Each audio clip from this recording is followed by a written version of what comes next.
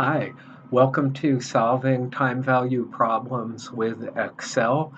This is an appendix to our Chapter 3, and as indicated on the next page, we're going to be working pretty much exclusively from our CH03 time value Excel spreadsheet. So you should have that up and running as you're following this video. Okay, so here's the spreadsheet. And there are two pages on the spreadsheet, calcs and solutions. And the things that we want to look at are as follows. In general, we have a situation with Mr. Small Net Worth, who's looking to get a 4-year mortgage from Lending Co. And you can see what's going on here pretty well with the cash flow diagram down here. So he's going to get a mortgage loan to help him buy a home, and in return he is agreeing to make 4 payments at the end of year 1, 2, 3, and 4, and this is a standard uniform pay amortizing mortgage. So CF1 is going to equal CF2, which is going to equal CF3, which will equal CF4. So a constant amount will be paid back each year. And we want to answer the following questions and use Excel to help us answer these questions from Mr. Small Net Worth's perspective. First of all, let's find the amount of money that Mr. Small Net Worth is going to get from the lending company, assuming that the interest rate that they're charging him is 10%, and he is agreeing to pay back $20,000 each year. Okay, so we could do this algebraically, as we know. It would be a little bit involved, but it's really easy to do in Excel and in finance. Everyone in the real world of finance, including interns, uses Excel to solve problems like this. So what do we have? So I've written in here for us already that we have 10% is the interest charged by the mortgage company. And I've got here in this row 29 end of year. So end of year 0 is always t equals 0, or our start point. Then end of year 1, end of year 2, end of year 3, and end of year 4. And in the next row, I have the future cash flows that Mr. Small Net Worth has agreed to pay $20,000 in each year. And remember that the mortgage company wants a big enough amount to give to Mr. Small Net Worth now at t equals 0. So some of that amount will grow at 10% to 20,000 after a year.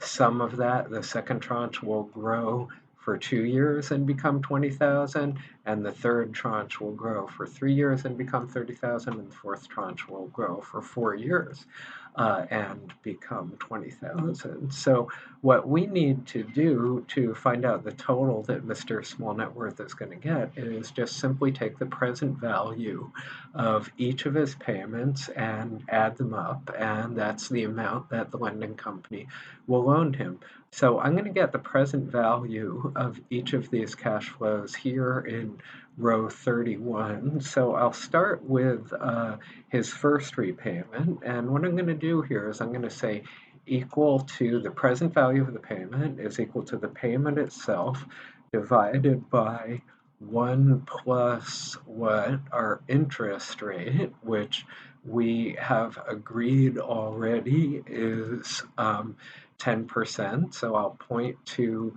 that 10%. I don't want to hard code in 10%. I want to refer to cell C26. That's going to make my life a lot easier. And how much are we discounting that back? We need to discount this one back by 1 year. Okay, so If it's going to be worth 20,000 a year from now, it should be less than that now. If this 18.2 is going to grow by 10% and get to 20 in a year, so that's looking good.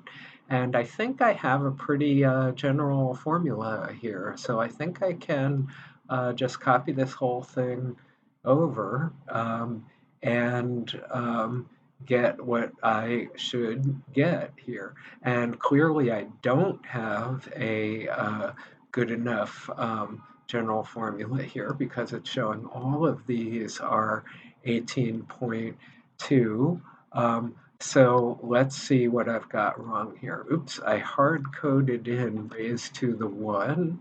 I don't want to hard code that in.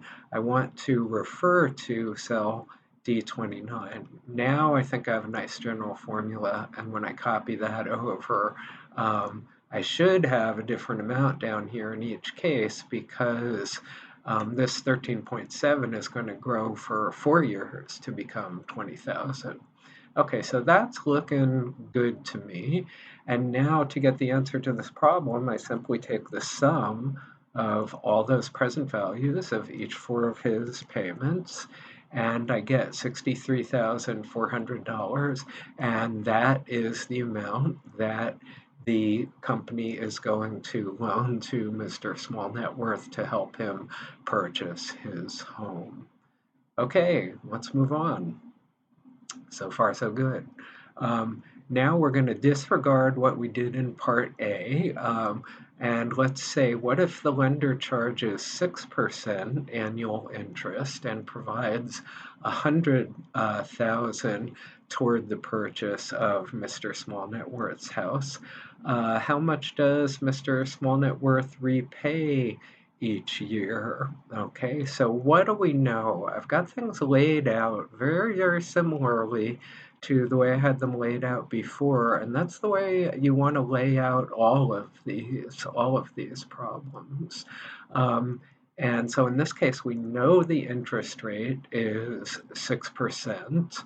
And we know that the lending company is going to provide Mr. Small Net Worth with 100,000. And what we need to know is how much he's going to repay each year. And we don't know. So I'm going to take a guess at that. And then guess what? I'm going to use goal-seek to help me zero in on the number that we need. So I have no idea.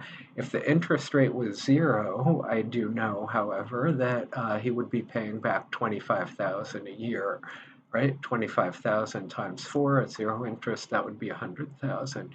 So I could guess something like 25 in here, and knowing that that's not going to be perfect, okay? And this is uniform pay amortizing mortgage, so each year is going to be equal to the first year. So what I'm going to do here in year 2 is I'm just going to say this is equal to year 1, and et cetera, et cetera. So that way, if I just change this one number, all of the payments change automatically, which is exactly what I need. Okay, so I'll put 25 back in there. And now, as usual, what I need to do with this future payments is discount them back to get the PV tote or his cash flow at t equal 0, which I want to be 100,000. So I'm going to say equal my 25 divided by 1 plus this guy, and I'm going to say $C so that stays the way it needs to be, and I'm going to raise this to the D43, which is 1 year. That's looking good to me. Let's see if I succeeded in creating that formula without any mistakes, and it looks like I did. Okay, these numbers should be decreasing as time goes on because they're being discounted by more years as time goes on. And then here, as usual, I just want to say what's the sum of these guys, and I add it up and I get 86.6 thousand. So The problem here that we're being asked to solve is given the 6% interest rate and given that they're going to lend him 100,000, what's his uniform payment? So we could do this algebraically. You might want to try that just to confirm you get the same thing algebraically as what you get in Excel.